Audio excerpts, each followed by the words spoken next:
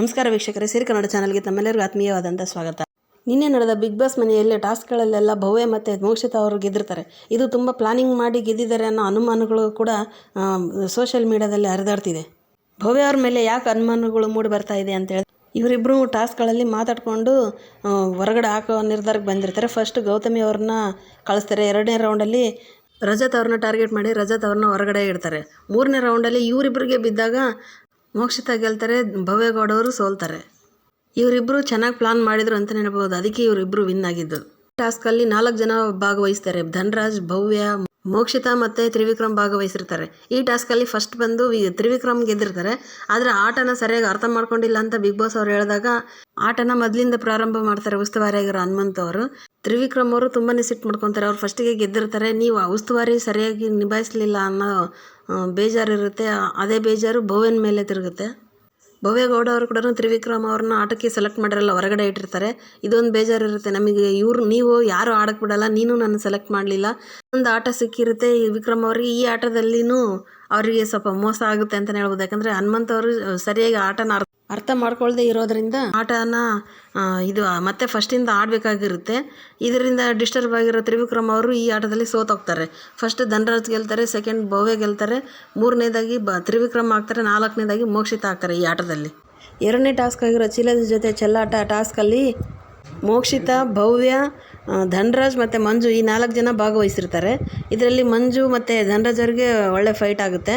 ಈ ಟಾಸ್ಕಲ್ಲಿ ಫಸ್ಟ್ ಮಂಜು ಅವ್ರದ್ದು ಚೀಲ ಖಾಲಿ ಆಗುತ್ತೆ, ಇವ್ರು ಹೊರಗಡೆ ಹೋಗ್ತಾರೆ. 2ನೇದಾಗಿ ಧನ್ರಾಜ್ ಅವ್ರ ಚೀಲ ಖಾಲಿ ಆಗುತ್ತೆ, ಇವ್ರು ಹೊರಗಡೆ ಹೋಗ್ತಾರೆ. ಲಾಸ್ಟಾಗಿ ಭವ್ಯ ಮತ್ತು ಮೋಕ್ಷಿತಾ ಇವರಿಬ್ರದ್ದು ಬೀಳುತ್ತೆ. ಇವರಿಬ್ಬರೇ ಇರ್ತಾರೆ ಟಾಸ್ಕಲ್ಲಿ. ಭವ್ಯ ಅವರು ಈಸಿಯಾಗಿ ಮೋಕ್ಷಿತಾ ಅವ್ರ ಬ್ಯಾಗ್ನ ಖಾಲಿ ಮಾಡ್ತಾರೆ.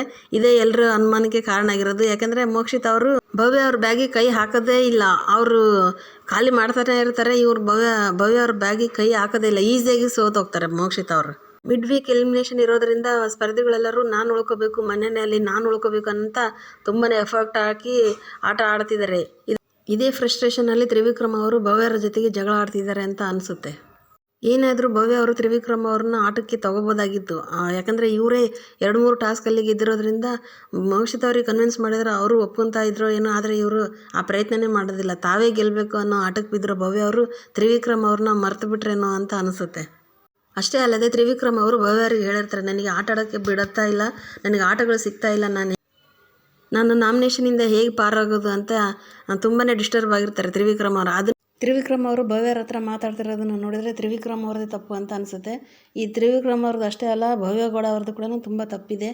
ಡೇ 1ನಿಂದನೂ ತ್ರಿವಿಕ್ರಮ್ ಅವರ ಸಹಾಯ ಪಡ್ಕೊಂಡು ಇಲ್ಲಿವರೆಗೆ ಬಂದಿರೋ ಭವ್ಯಗೌಡ ಅವರು ಇವಾಗ ಫೈನಲ್ಲೇ ಹತ್ರ ಬರ್ತಿದ್ದಂಗೆ ತ್ರಿವಿಕ್ರಮ್ ಅವ್ರನ್ನ ಬಿಟ್ಟು ಆಟ ಆಡ್ತಿದ್ದಾರೆ. ಇದು ಎಷ್ಟು ಸರಿ? ಇಷ್ಟು ದಿನ ಎಷ್ಟೋ ವಿಷಯಗಳಲ್ಲಿ ತ್ರಿವಿಕ್ರಮ್ ಅವ್ರ ಸಹಾಯ ತಗೊಂಡು ಅಳ್ತಿರ್ಬೇಕಾದ್ರೆ ಹತ್ಕೊಂತ ಬಂದು ತ್ರಿವಿಕ್ರಮ್ ಅವ್ರ ಹತ್ರ ಹೇಳಿರ್ತಾರೆ, ನನಗೆ ಹಿಂಗಾಯ್ತು ಹಂಗಾಯ್ತು ಅಂತ, ಈ ಥರ ಮಾಡಬೇಕು ಅಂತ ತ್ರಿವಿಕ್ರಮ್ ಅವ್ರ ಎಲ್ಲ ಹೇಳ್ಕೊಟ್ಟಿರ್ತಾರೆ ಭವ್ಯಗೌಡ ಅವರಿಗೆ. ಅಷ್ಟೇ ಅಲ್ಲದೆ ಫಸ್ಟ್ ಟಾಸ್ಕಲ್ಲಿ ರಜತ್ ಅವ್ರನ್ನ ಹೊರಗಿಟ್ಟಿರ್ತಾರಲ್ಲ ಭವ್ಯ ಮತ್ತು ಮೋಕ್ಷಿತಾ ಅವರು. ಭವ್ಯಗೌಡರಿಗೆ ಈ ಥರ ಆಟ ಕಲಿಸ್ಕೊಟ್ಟಿದ್ದು ತ್ರಿವಿಕ್ರಮ್ ಅಂತಲೇ ಹೇಳ್ಬೋದು. ಅಷ್ಟೇ ಅಲ್ಲದೆ ತ್ರಿವಿಕ್ರಮ್ ಅವರು ಭವ್ಯಗೌಡ ಅವ್ರನ್ನ ನಂಬಿ ಮೋಸ ಹೋದ್ರೇನೋ ಅಂತ ಅನಿಸುತ್ತೆ. ಅದಕ್ಕೆ ಏನೋ ತ್ರಿವಿಕ್ರಮ್ ಅವ್ರ ಅಮ್ಮ ಹೇಳಿರ್ತಾರೆ, ನೀನು ಭವ್ಯಗೌಡದಿಂದ ದೂರ ಇರು ಅಂತ. ಅವರು ಆವಾಗಲೇ ಅವರಮ್ಮನ ಮಾತು ಕೇಳಿದಿದ್ರೆ ಇವತ್ತು ಈ ಪರಿಸ್ಥಿತಿ ತ್ರಿವಿಕ್ರಮಿಗೆ ಬರ್ತಾ ಇರಲಿಲ್ಲ. ಅಷ್ಟೇ ಅಲ್ಲದೆ ಸುದೀಪ್ ಸರ್ ಕೂಡ ವಾರದ ಕತೆ ಕಿಚನ ಜೊತೆ ಎಪಿಸೋಡ್ಗಳಲ್ಲಿ ಕೂಡ ನೀವು ಕೇಳಿರ್ಬೋದು. ಸುದೀಪ್ ಅವರು ಕೂಡ ಹೇಳಿರ್ತಾರೆ, ಭವ್ಯನಿಂದ ದೂರ ಇರು ಅಂತ. ರಜತ್ ಕೂಡ ಒಬ್ಬ ಫ್ರೆಂಡಾಗಿ ಇದೇ ಮಾತನ್ನು ಹೇಳಿರ್ತಾರೆ ತ್ರಿವಿಕ್ರಮ್ ಅವರಿಗೆ. ರಜತ್ ಅವ್ರು ಹೇಳಿದ್ಮೇಲೆ ಆದರೂ ತ್ರಿವಿಕ್ರಮ್ ಅವ್ರ ಆಟನ ಚೇಂಜ್ ಮಾಡ್ಕೊಂಡಿದ್ದರೆ ಇವತ್ತು ಅವರು ವಿಲನ್ ಆಗಿ ಕಾಣ್ತಿರ್ಲಿಲ್ಲ ಜನಗಳಿಗೆ. ಇವರಿಬ್ಬರು ಫ್ರೆಂಡ್ಶಿಪ್ ಹೀಗೆ ಇರುತ್ತಾ ಅಥವಾ ಬ್ರೇಕ್ ಆಗುತ್ತಾ? ಮುಂದಿನ ಸಂಚಿಕೆಗಳಲ್ಲಿ ಕಾದು ನೋಡೋಣ. ನಮ್ಮ ಇವತ್ತಿನ ಈ ವಿಡಿಯೋ ಇಷ್ಟೇ. ನಮ್ಮ ಈ ವಿಡಿಯೋ ಇಷ್ಟ ಆದರೆ ಲೈಕ್ ಮಾಡಿ, ಶೇರ್ ಮಾಡಿ ಹಾಗೂ ಸಬ್ಸ್ಕ್ರೈಬ್ ಮಾಡಿ. ಬಾಯ್.